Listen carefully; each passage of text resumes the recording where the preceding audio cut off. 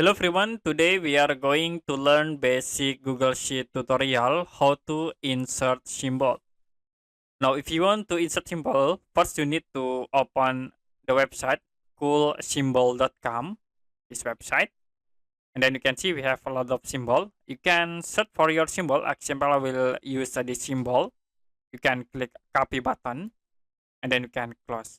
After it, go to Google Sheet and then you can paste in cell. Double click paste, the symbol will be automatically added. You also can set the word like example this and click outside to apply.